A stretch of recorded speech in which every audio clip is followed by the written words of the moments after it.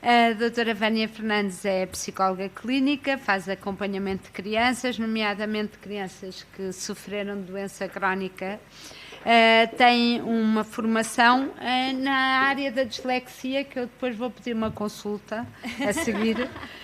E vai falar sobre como o meu sofá se pode transformar num castelo. E eu acho que bem, tudo o que seja um sofá transformado num castelo e não num ecrã, e que sem nota no fim, se está bem ou mal construído, é de aplaudir. Por isso, agora o tempo é para si. Muito obrigada. Quero, antes de mais, saudar então os meus colegas de mesa e o público aqui presente. O tema que eu vos vou falar hoje, do meu sofá faço um castelo, a importância da relação e da imaginação para o desenvolvimento, reflete um pouco a preocupação das consultas que nós temos tido em psicologia na Associação Lavoisier. De facto, vivemos cada vez mais numa sociedade virada para o sucesso, numa sociedade mais competitiva, onde não é permitido falhar, numa sociedade em que nós vemos muito em consultas crianças que nos chegam que não toleram errar, que o erro é sentido como uma enorme desvalorização para as crianças. De facto, assistimos a uma grande pressão dos pais sobre as crianças para serem melhores. Eu tenho pais que chegam a ameaçar os filhos de tirarem as festas de aniversário se não tiverem boas notas. E felizmente que às vezes nos ligam a perguntar se de facto é esse o castigo que devem dar, e nós lá salvamos a situação, porque de facto o aniversário é celebrar a identidade e é celebrar o nascimento daquela criança. De facto, hoje em dia os pais dizem-nos que já não basta ser bom, é preciso ser muito bom, e que já não basta ter só 4. A pressão dos professores, a corrida aos melhores lugares do ranking escolar. Há colégios em que os diretores vão às salas fazer contagem decrescente para os exames nacionais, portanto, para aumentar cada vez mais a pressão sobre os alunos. O sentimento de insegurança, muito propagado pelos mídia, mas também pela sociedade. Eu tenho uma mãe que, quando tentou autonomizar a filha para a deixar ir sozinha a pé para a escola, a 5 minutos da escola, começou a ouvir de repente: mas o quê? Vais deixá-la ir sozinha? Mas isso acontece alguma coisa? Se alguém se mete com ela, como é que nós vamos fazer? A mãe rapidamente recuou na decisão, claro. Mas que consequências é que nós observamos? De facto, há uma redução das horas de recreio e de brincadeira não estruturada. E o brincar para a criança é uma oportunidade de pensar, nos olharmos para nós próprios, tal como o Nuno Classe estava ali a dizer, quanto tempo é que nós não olhamos para nós, não estamos connosco durante 10 minutos sequer, não é? E de facto, a criança, tal como o adulto, também precisa desse tempo, só que tem-o no brincar. O aumento de atividades extracurriculares que potenciem o sucesso cognitivo, sobretudo as explicações, que acabam muitas vezes por ter explicações para quase todas as disciplinas. E de facto assistimos a um número de horas acrescido em espaços fechados, com jogos eletrónicos e televisão. E é sabido que os jogos eletrónicos desenvolvem o raciocínio cognitivo, a motricidade fina, mas eu tenho miúdos que os pais dizem que passam um fim de semana inteiro que não veem o filho, porque não sai do quarto. Pais com maior necessidade de controlarem os filhos, portanto, para os protegerem, acabam por estar muito mais tempo em espaços fechados, que, se pensarmos, é uma ilusão falsa, não é? Porque a algum momento da vida deles, eles vão ter que ser autónomos, vão ter que fazer as coisas sozinhas, e se eles não aprenderem a fazer, vai ser muito mais perigoso depois, mais tarde. Mas estaremos mesmo a criar crianças e adultos bem-sucedidos? O sucesso é sustentado apenas na aquisição de informação, o saber mais, o ter mais conhecimentos académicos? De facto, há crianças que nos chegam que com tão pouco espaço para brincar, que até têm QIs acima da média, que têm competências cognitivas de forma muito precoce. Faz mal. Tenho miúdos com 5 anos que, antes de entrarem para a escola, já sabem ler. Sabem até os planetas, de cor.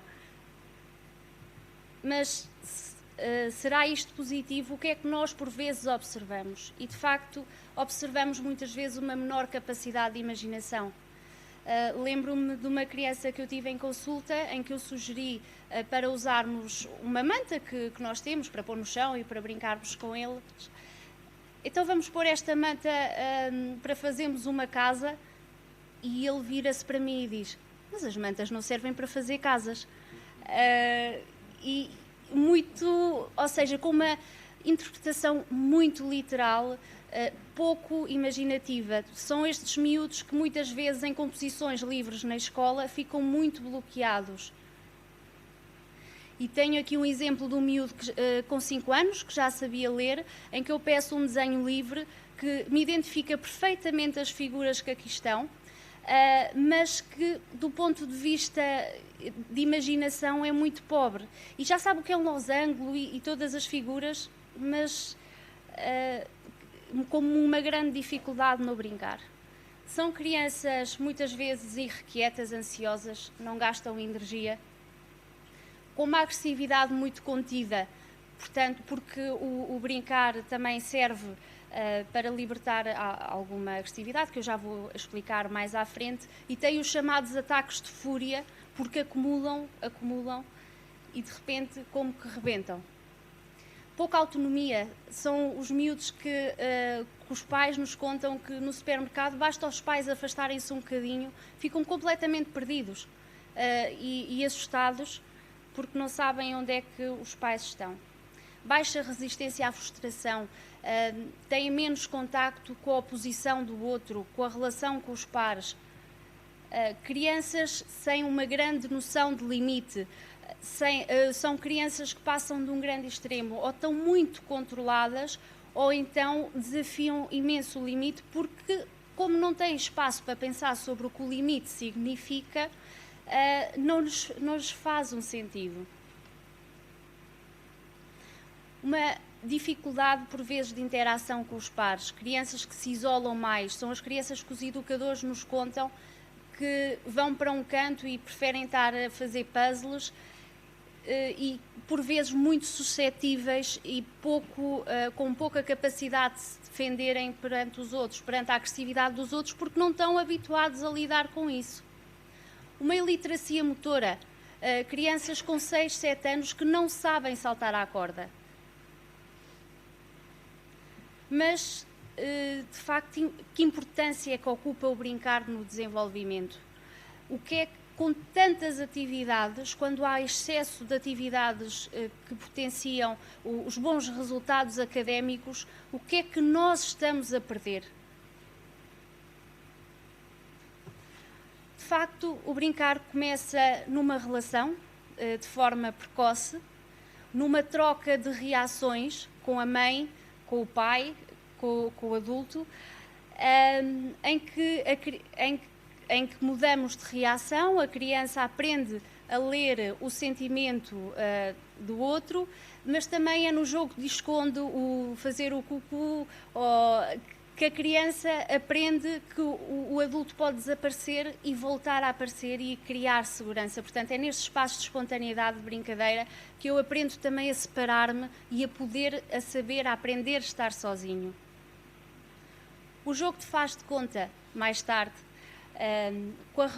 permite uma regulação emocional. A criança comunica emoções, liberta a angústia. Eu posso fazer de mau, posso fazer de ladrão, posso vivenciar os meus medos de forma menos assustada. Eu posso fazer de bruxa, posso trocar e ser a pessoa que é assustada. Desenvolve a imaginação. De facto, como é que eu posso ser bem-sucedido só com competências académicas? Se quando for adulto e estiver numa empresa e tiver um problema, se eu não tiver um pensamento divergente? E isso não nos é dado só pela aquisição de conhecimentos. O desenvolvimento da linguagem, a capacidade de argumentação. Como é que eu vou defender um trabalho se eu não tiver desenvolvido uma capacidade de argumentar? A criança tem também oportunidade de assimilar novas aprendizagens. Quando a criança está a brincar, a criança está a imitar o outro, está a reproduzir uma situação.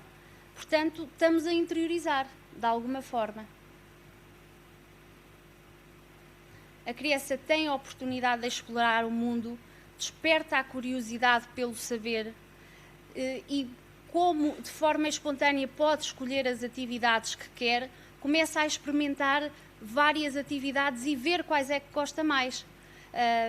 E hoje em dia, às vezes, com os cuidados, com a higiene, proíbe-se um bocadinho isso. Eu tenho uma criança em consulta que me conta que uma vez estava na escola e ouviu dizer que a escola deveria ter sido um matadouro, porque havia um osso de um cão que estava na escola. E ele, muito curioso, foi experimentar e combinou com os colegas uma brincadeira em que iam à procura dos ossos, portanto fazer ali quase a anatomia toda dos animais. E quando ia tocar no osso, houve um professor que passou e mandou-o para o Conselho Executivo. Claro que é preciso ter aqui algum cuidado com a higiene, mas quer dizer, deixa-se de explorar. E este miúdo adora animais e provavelmente quer ser veterinário. A capacidade de empatia.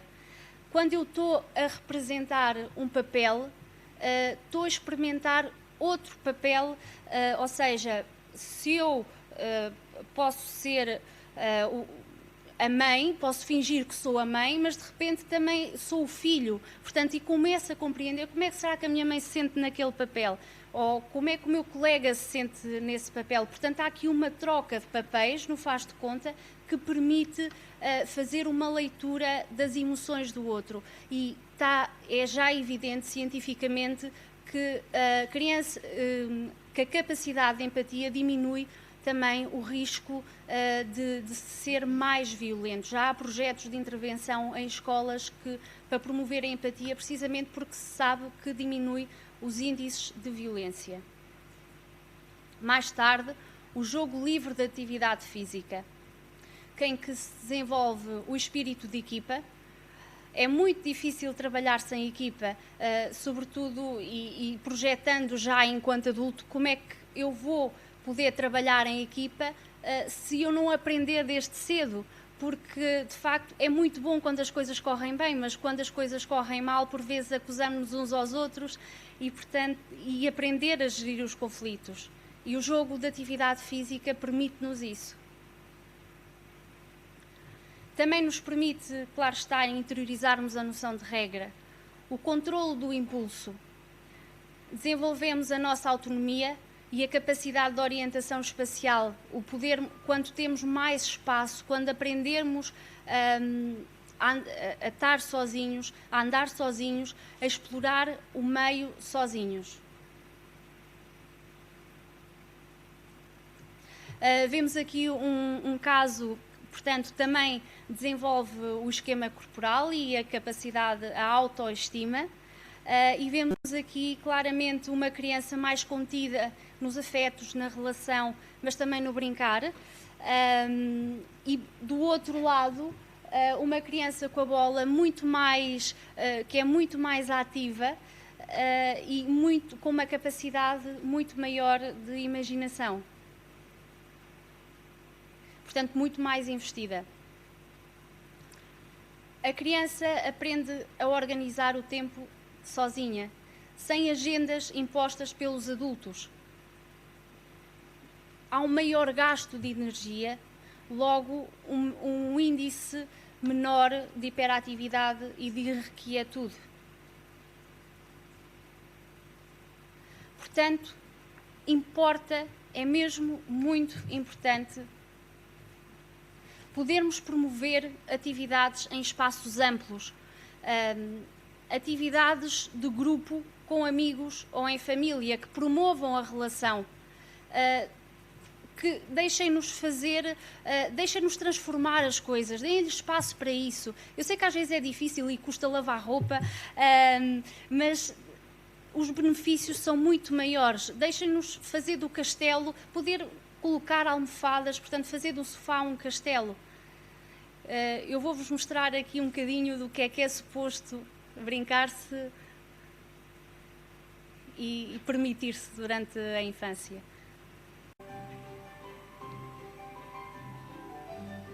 E de facto, como Piaget dizia, a atividade lúdica é o berço obrigatório das atividades intelectuais da criança, sendo por isso indispensável à prática educativa. De facto, se nós pensarmos do ponto de vista objetivo, o brincar é uma atividade inútil, mas as inúmeras competências que nós desenvolvemos são fundamentais. Portanto, se queremos ter filhos bem-sucedidos, vamos proporcionar maior liberdade para brincarem e poderem ser eles próprios. Acreditem neles e na sua espontaneidade, porque as crianças são também o reflexo do que projetamos nelas. Às vezes os pais ficam tão aflitos se eles estão a estudar, se não estão. Eu tenho mães que às vezes, depois do ATL, depois deles já terem os deveres feitos, ainda fazem mais deveres para eles fazerem, mais trabalhos de casa, para eles fazerem em casa, e ficam muito aflitos, vivem com uma grande ansiedade se os resultados deles, e estão sempre em cima, estão sempre a tentar ajudá-los a estudar, e de facto, mas por vezes lá nos ouvem um bocadinho e percebem que eles sozinhos, quando começam a aprender e saber que conseguem fazer sozinhos, a autoestima e os resultados escolares vão melhorar de certeza, e nós temos visto isso em consulta. Porque desta forma vamos conseguir ter crianças com maior motivação para aprender, alunos mais concentrados, adolescentes que vão saber melhor o que querem e o que gostam.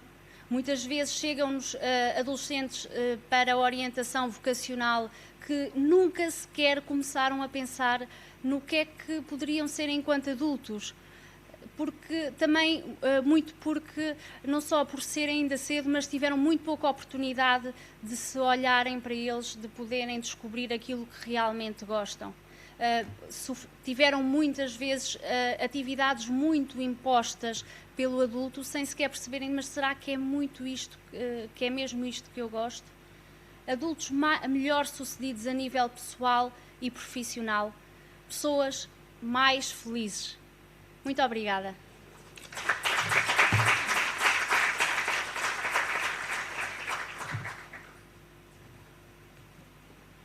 Ficámos todos com vontade de fazer chocolate a sério, não foi? Por acaso, há um tempo, não sei se lembram, ano passado houve um anúncio da Skip, 1 ou 2, que eu achei que com a Skip é bom sujar-se, que eu achei que era fantástico. Eu tive a sorte dos meus filhos estarem numa escola onde era uma escola muito pequenina, o jardim de infância, em que em vez de bibes e em vez de já não sei o que era mais, de equipamento e de cadernos, a diretora, só havia 2 turmas, pediu calças de chuva e casacos, e disse como é que é possível que um país com o clima de Portugal as crianças passem dentro da sala de aula tanto tempo, e quando os recreios não são tapados, por isso se há escola, se chove não saem, e de facto não faz sentido nenhum. Há pouco tempo fui a uma biblioteca e estava um dia de chuva e eu ia falar sobre os livros infantis e não apareceram 3 turmas de escolas, e estamos a falar de uma biblioteca numa zona de Lisboa, num quarteirão onde todas as escolas são relativamente perto, porque estava a chover, e portanto, como os pais deixam os miúdos de carro, eles não têm botas nem mais nada, nem guarda-chuvas, não podem sair da escola, mal chove. Então, anos como este, eu imagino como é que aquela adrenalina, eu já fui, por exemplo, a uma outra escola onde, para meu espanto, aliás, senti assim, só aqui com uma psicoterapia é que nós resolvíamos isto, porque entrei dentro de uma escola e voltei a sentir aquela angústia da escola, que não foi nada uma experiência tão boa como a do professor Nuno. Havia uma turma em que durante o recreio estavam todos dentro, estamos a falar de 30 miúdos sentados a comer em cima das mesas, e eu perguntei, mas eles não estão no recreio? Não, estão de castigo. E eu pensei, esta professora, quando eles vai ter um fim de manhã mais difícil, um princípio de tarde mais difícil, um fim de tarde, porque se eles estavam irrequietos, mais irrequietos vão ficar. E, portanto, muito obrigada pela minha parte, porque acho sempre, como cresci com botas de borracha e lama, acho que é sempre um muito importante.